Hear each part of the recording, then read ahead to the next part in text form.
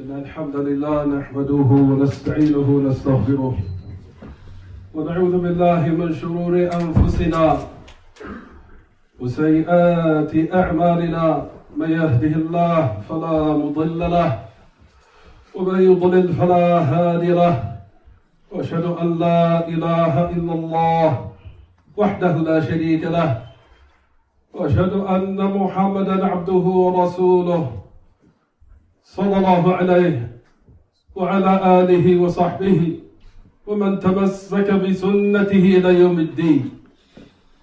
يا أيها الذين آمنوا اتقوا الله حق تقاته ولا تموتن إلا وأنتم مسلمون. يا أيها الناس اتقوا ربكم الذي خلقكم من نفس واحدة وخلق منها زوجها وبث منهما رجالا كثيرا ونساء، واتقوا الله الذي تساءلون به والأرحام إن الله كان عليكم رقيبا.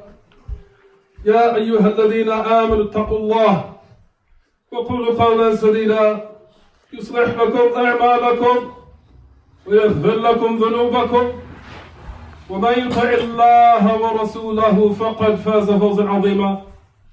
أما بعد، فإن أصدق الحديث كتاب الله جل شأنه، وخير الهدي هدي محمد صلى الله عليه وسلم، وشر الأمور محدثاتها، وكل محدثة بدعة، وكل بدعة ضلالة، وكل ضلالة في النار. فيا معاشر الإخوة ويا معاشر الأخوات, it's incumbent upon us in these days and times to seek refuge in Allah Jalla fil Ula. Seek refuge in Allah Tabaraka wa Ta'ala from fitan and being confused in the religion of Allah Jalla wa Ala. For verily, ya ma'ashal ikhwah, there's nothing that the abd hasn't been given after the ilm al-shar'i, after he attains the knowledge of Kitab al-Sunnah, which is yaqeen, which is surety in the religion of Islam, which is Salafiyah, and Salafiyah is Islam. فَيَا مَعَشَ الْإِخْوَةِ, we know that Allah Ta'ala in His infinite wisdom has destined for the creation to be tested by various tests and different kinds in every time and every place. As this is the sunnah of Allah and all of His creation, that people will be rocked and shifted in every type of way. Not only in the aspect of losing loved ones and falling into personal problems with people, whether it be your spouse that you lost, or whether it be a close friend that you might have lost, whether at death or certain relationships not working out. And also other problems, which is the worst of all of them and the head of all of them, which is to have some doubt in the dawah or the religion of Islam, which is the dawah to Salafiyah. For verily Allah, and every time you will find that a wave of fitna constantly hits the people, which Allah subhanahu wa ta'ala has preordained this matter to happen to everyone in order to separate and purify the ranks, in which the khabith, the wicked, will be separated from those who are pure and wholesome. For this wave of fitna, the Prophet ﷺ has clarified his authentic sunnah.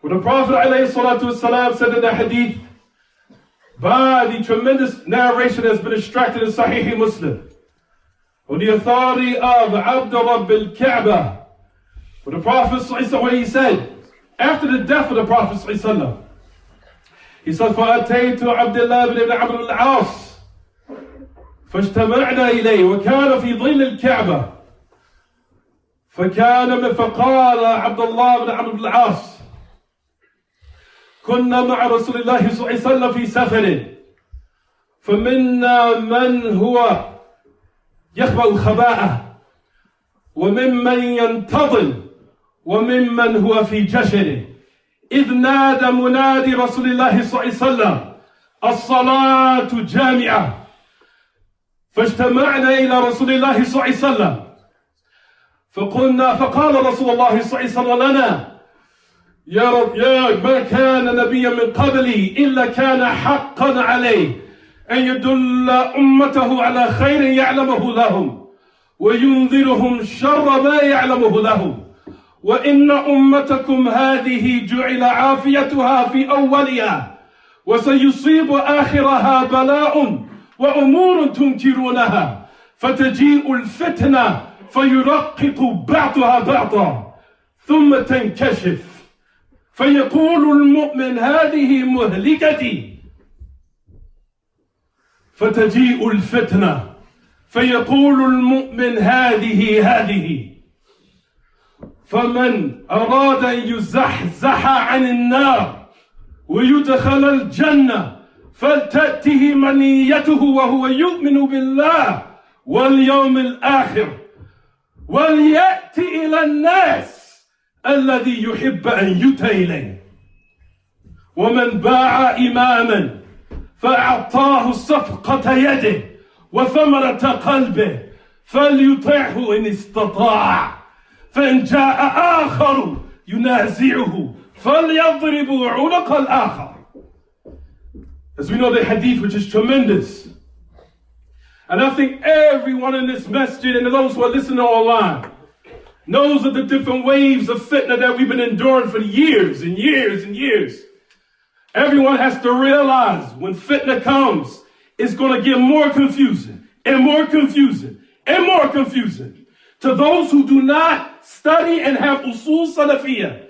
But when you have usul salafiyah, you know how to conduct in these affairs properly.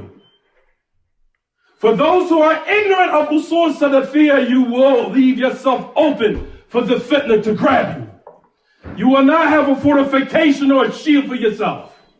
You will be left open to be what? To be drifted along with the waves that are now being grabbed and grabbing and enveloping a lot of people these days.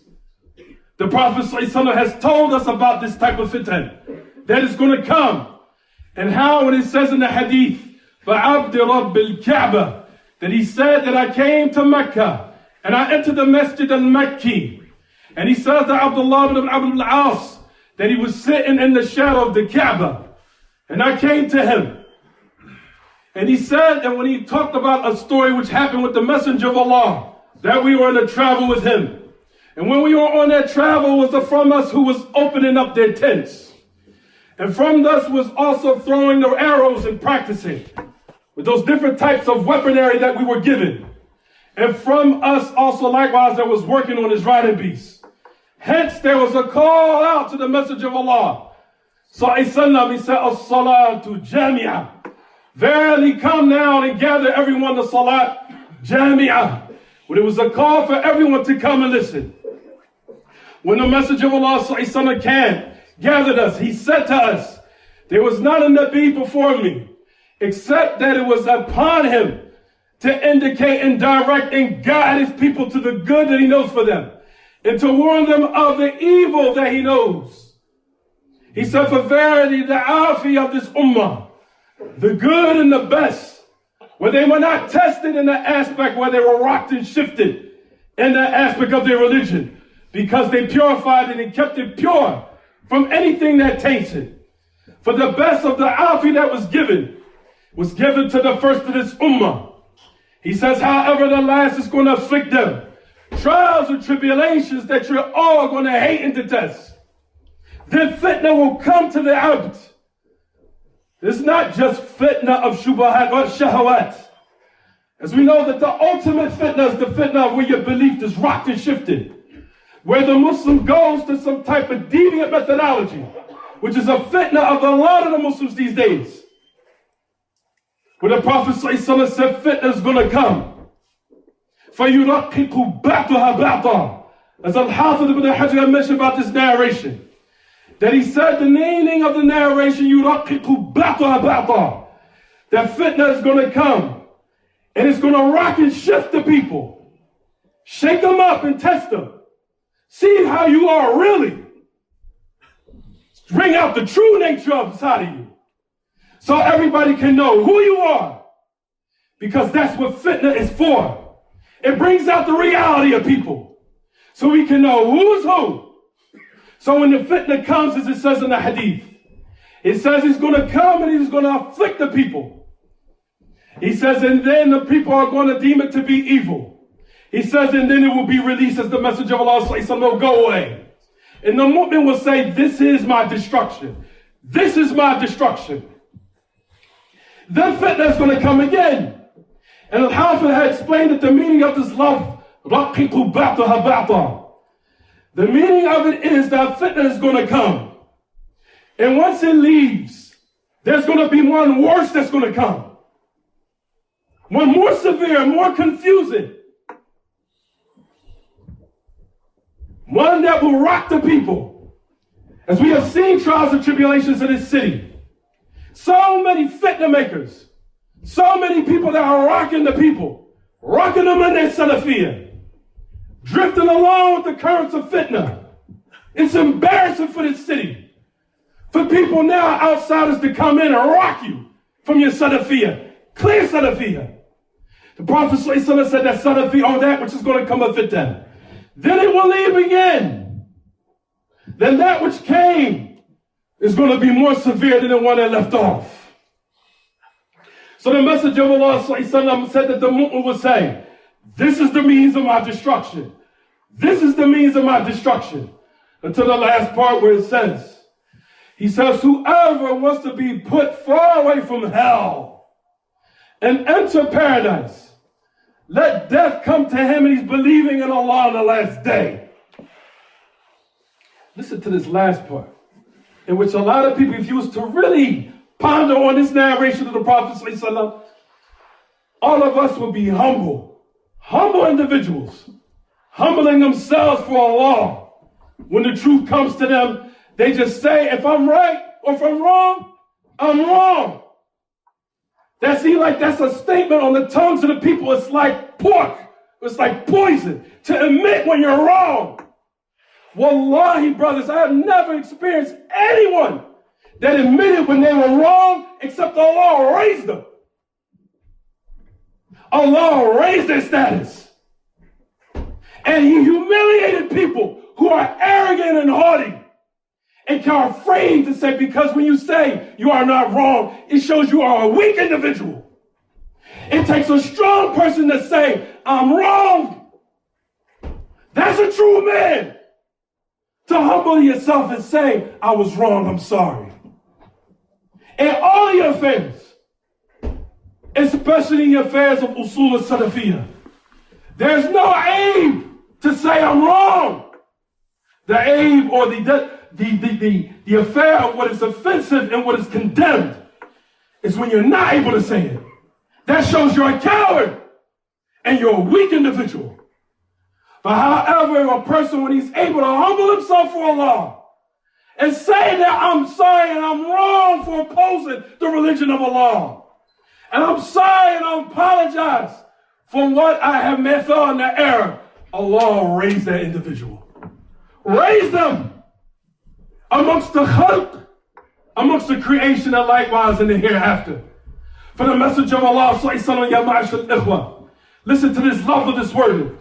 Whoever wants to put far away from hell, and he wants to be entered into paradise, let death come to one of you who's believing in Allah in the last day. Now listen to this part. Let him treat people of how he will want to be treated. Let him come and deal with people of how he would like to be dealt with. If you ponder on that statement, and if you really listen to the Jawami Kalam al-Mubarak, the blessed, summarized words that the Messenger of Allah said, it carries a lot of meanings of how to treat people with kindness and respect, and not to treat them in a manner that you will find offensive. Humbling yourself, and also likewise lowering, submitting yourself for Allah, tabaraka wa ta'ala. Let one of you come, death comes. Or it says in the narration, let him treat people of how, or let him deal with them and people of how he would like to be dealt with, or dealt with. Listen to this narration of that the Messenger of Allah also said, which is in Sahih Muslim, which is on the authority of Hudayf al-Yaman. As we know this tremendous hadith of fitan, تعرض الفتن على القلوب كعرض الحصير عودا عودا فأي قلب أشربها نكت فيه نكتة سوداء وأي قلب أنكرها نكت فيه نكتة بيضاء حتى يصير على قلبي أبيض مثل الصفا فلا تضره فتنة ما دامت السماوات والأرض والآخر مرباد كالكوز مجخيا لا يعرف معروفا ولا ينكر منكرا إلا ما أشرب من هواه. And we explain the hadith in Sahih al-Khutbah walhamdulillahi rabbil alameen.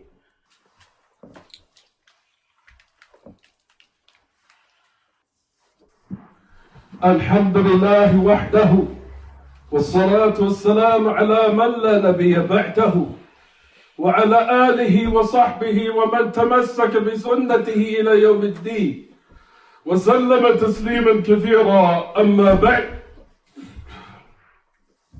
فيا معاشر الإخوة. The Messenger of Allah alayhi salatu wasalam is clarified in this tremendous narration that fitna is constantly being shown to the hearts of the people. Constantly. Constantly on a consistent basis. We just got on one fitna from last year, which to me wasn't even a fitna,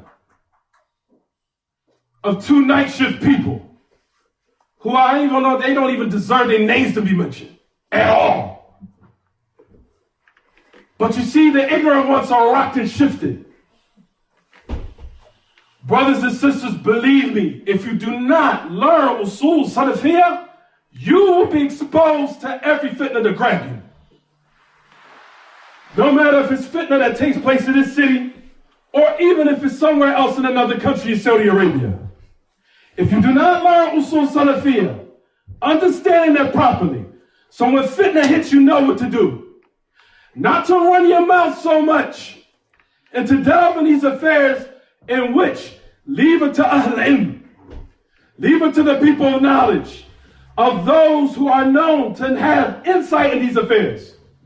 From the elders of which we know, the great Imam Hamil al-Liwa al-Jarh with Ta'dib al-Haq, the great Imam Rabi' ibn Hadi al-Madkhali, and the great Fadilat al-Walid, al-Shaykh Ubayd ibn Sulaiman al-Jabiri, حفظهم الله ورعاهم وطال الله في عمرهم بالأعمال الصالحة. And other than them from Ahl Ilm, knowing their insight and listening to their instructions.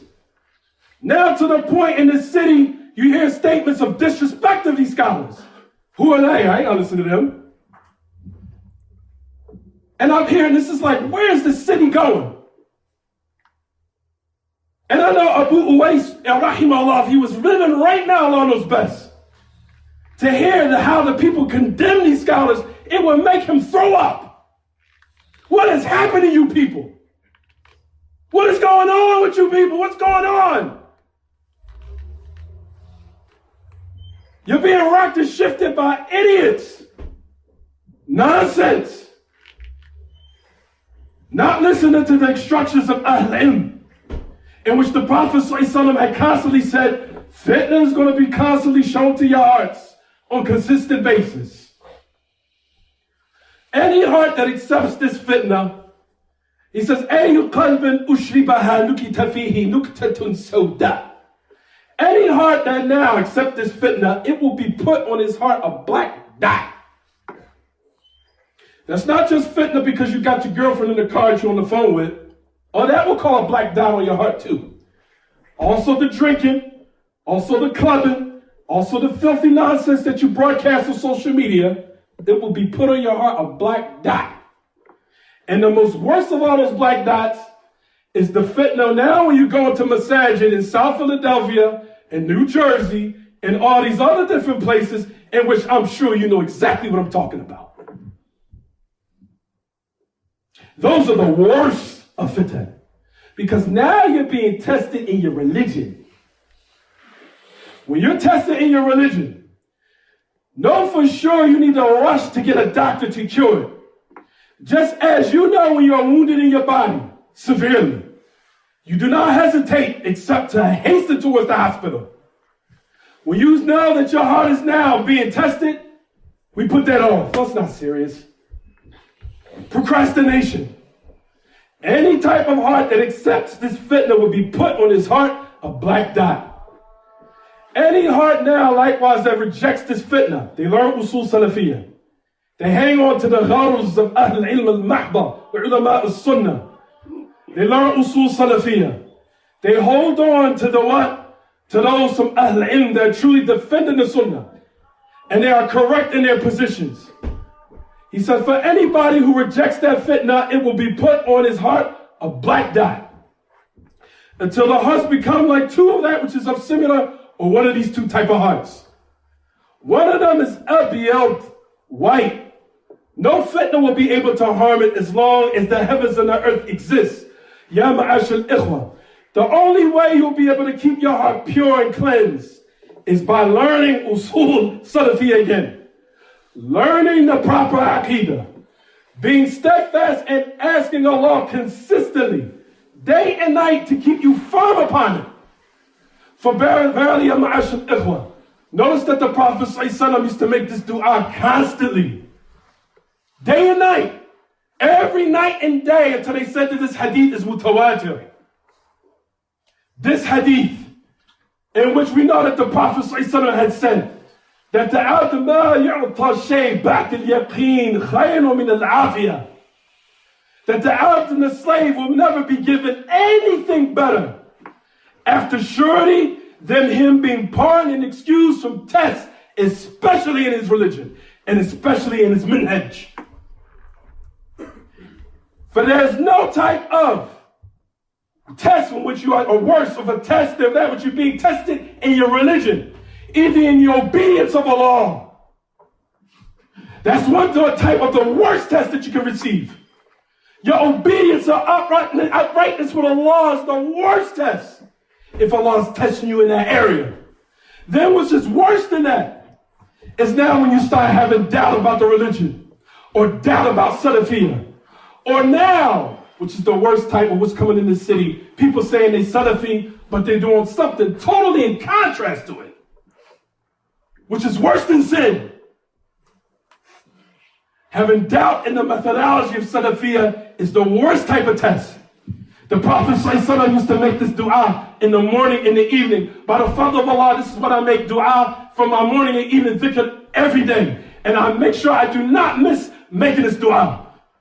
Where the Prophet ﷺ said, Allahumma inni as'aluka al-afwa wal-afiyata fi dunya wal-akhirah. Was'aluka al-afwa wal-afiyata fi dini wa dunyaya wa ahli wa mali.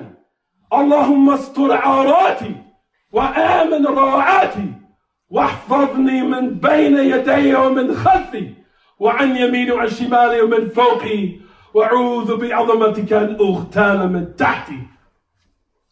That Abdullah ibn Umar said that the Prophet ﷺ, that he never used to make a dua, you will find, of those supplications, from the many supplications, of what he used to ask and encourage his ummah constantly to ask Allah for al-afiyah. That you be saved and that you be protected and not being tested in your affairs, especially in the religion and especially in your methodology. When the Prophet ﷺ used to make this dua, oh Allah, I ask you for al-afwa, forgiveness and al-afiyah, not to be tested in this dunya and in the hereafter. And I ask you for al-afwa wal-afiyah. I ask you forgiveness, protection, and not to be tested in my deen. Not in my deen. Not in my dunya. When you start to now do haram things in order to attain your sustenance. And in my family. And in my wealth. Oh Allah, protect my sins and protect what I've done and come up short in. Astur awrati wa amin rawati. Give peace and give me security from fear.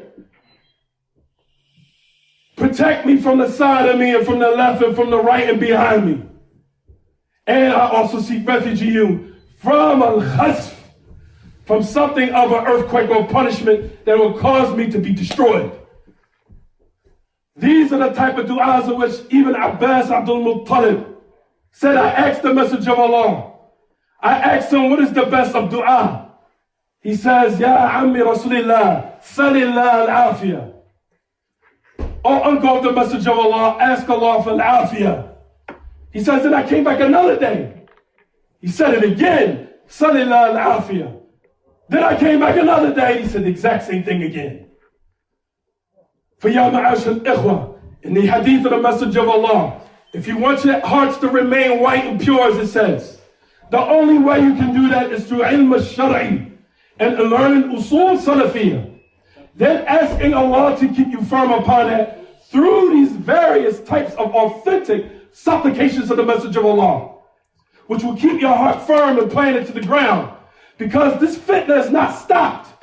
It's going to keep going and going and going until we all meet Allah, in order to measure and see who is who.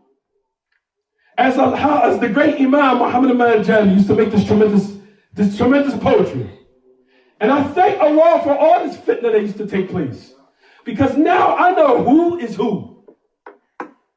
Because it says in the poetry, Jazallahu shada'ida kulla khayr, araftu biha sadiqi min aduwi.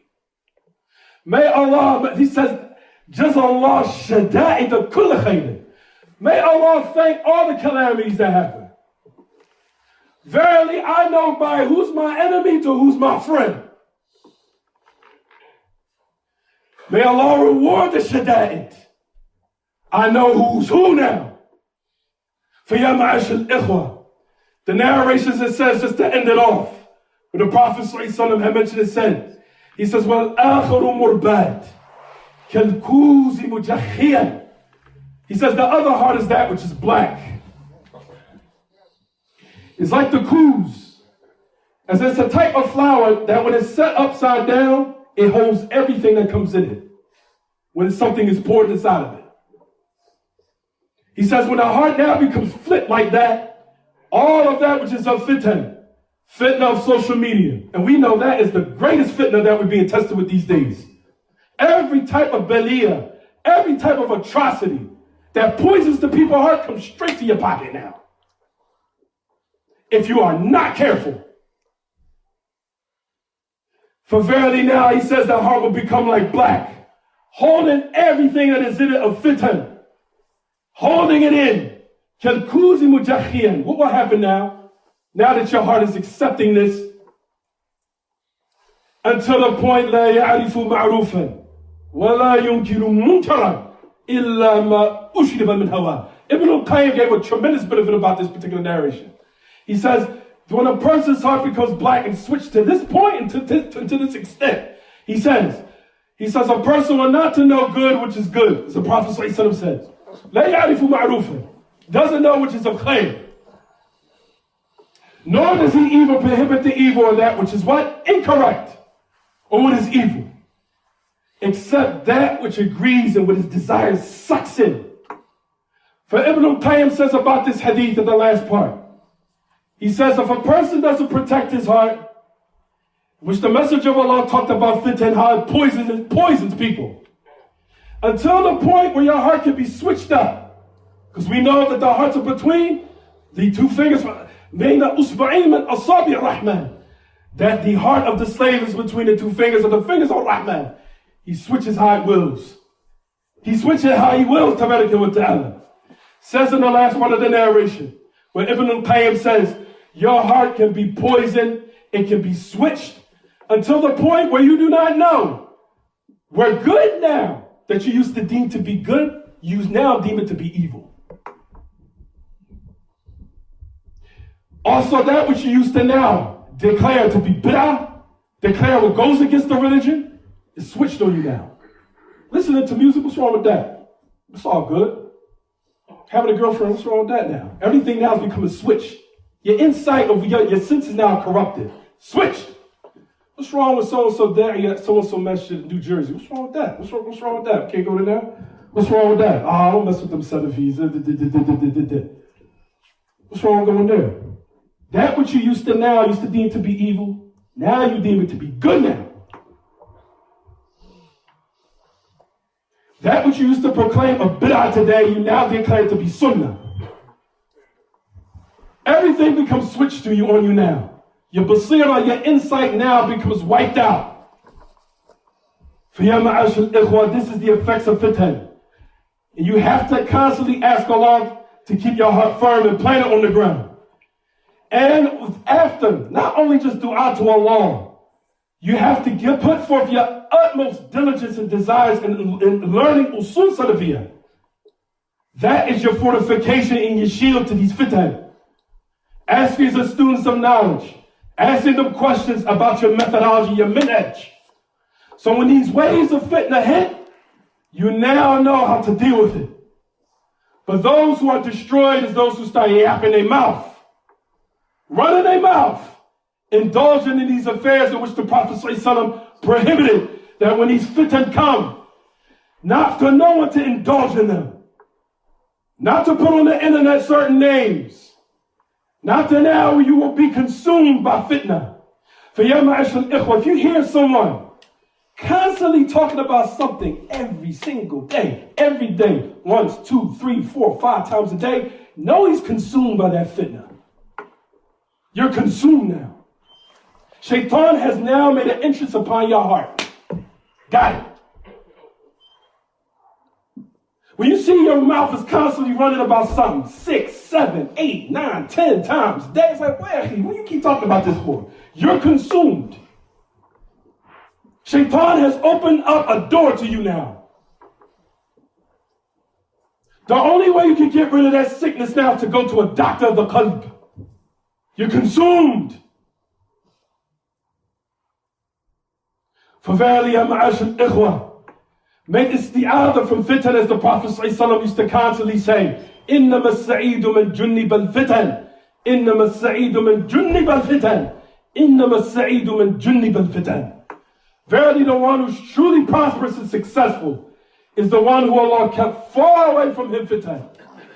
فَنَسَلَ اللَّهِ بِأَسْمَائِهِ الْحُسْنَى وَصِفَاتِهِ الْعُلَى أَنْ يُرِيَنَا الْحَقَّ حَقًّا وَيَرْزُقَنَا اتِّبَاعَهُ وَيُرِيَنَا الْبَاطِلَ بَاطِلًا وَيَرْزُقَنَا اجْتِنَابَهُ ونسأله تبارك وتعالى بأسمائه الحسنى وصفاته العلى أن يتولانا وإياكم برعايته وحفظه في الدنيا والآخرة. هذا وصلى الله وسلم وبارك على نبينا محمد وعلى آله وصحبه. وسبحانك اللهم وبحمدك أشهد أن لا إله إلا أنت أستغفرك وأتوب إليك وأقم الصلاة.